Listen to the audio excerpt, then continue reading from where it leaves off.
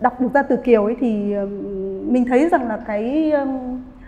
cái việc mà mình có thể học được từ cô ấy chính là cái sự chủ động. Mặc dù là cái sự chủ động đấy không hoàn toàn là một sự chủ động ra quyết định, đấy không hoàn toàn là dựa trên một cái gì đó hoàn toàn đến từ cô ấy, mà giống như kiểu là tình thế mình phải làm như thế. Nhất là trong cái bối cảnh hiện đại bây giờ nữa, thanh niên của mình ấy, mình đôi khi mình cũng nghĩ rằng mình có những cái sự chủ động đấy, cần chủ động để mình tìm ra tất cả những cái nguồn lực này, tìm ra tất cả những các cái gì đấy có thể hỗ trợ bản thân mình. Bởi vì hiện nay thì cái giáo dục tình dục ấy ở Việt Nam mình là gần như là phó mặc, nhà trường thì mặc kệ, còn gia đình thì quá xấu hổ, bố mẹ với con cái nó không nói chuyện về cái việc đó, nên là thành ra để ra cho những người trẻ là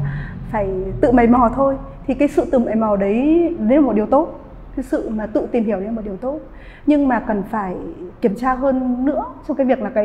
những cái giá trị, những cái mà mình lựa chọn đó thì liệu nó đến từ mình hay nó đến từ người khác.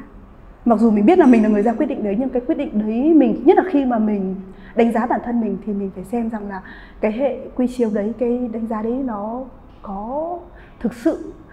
là một cái điều mà chỉ là một cái lựa chọn duy nhất hay không. Thì cái self blame ấy, cái mà tự tra vấn, tự trách móc bản thân mình ấy, thì nó là một trong những thứ mà nó tồn tại rất là nhiều khi mà nói tới bạo lực đối với phụ nữ, liên quan đến bạo lực gia đình hay là bạo lực về tình dục. Cái việc mà Kiều đổ lỗi cho những cái đoạn trường mà cô ấy trải qua, cho những cái bạo lực mà cô ấy đã gặp phải trong đời sống của mình, mà tất cả những cái bạo lực đấy nó không phải đến từ cô ấy, nó đến từ môi trường, từ xã hội xung quanh. Và cuối cùng Kiều quay sang lại tự cảm thấy rằng là xấu hổ với những cái gì mà mình đã trải qua, xấu hổ với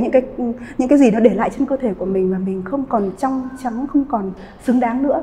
Thế thì cái đấy nó vẫn liên quan với đời sống hiện đại, và thực ra thì một cái nghiên cứu gần đây nhất chỉ ra rằng là hơn 60% phụ nữ Việt Nam mình bị bạo lực giới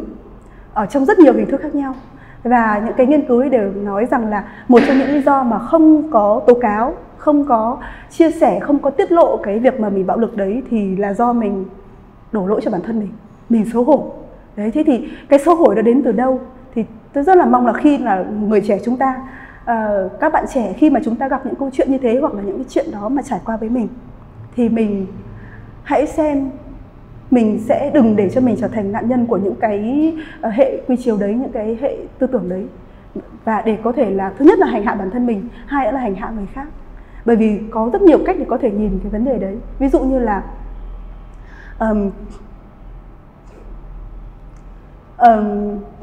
thay vì nhìn ra bản thân mình thì nhìn ra rằng là tại sao mình lại có cái suy nghĩ này,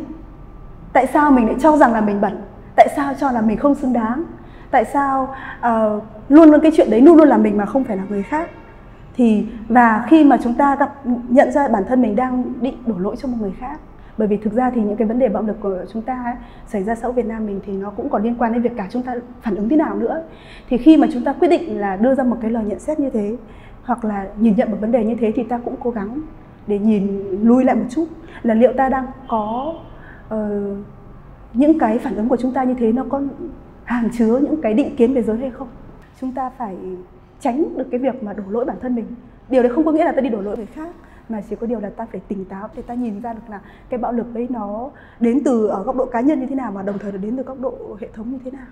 để chúng ta có những cái điều tốt hơn cho bản thân mình, và cũng như là có thể đối xử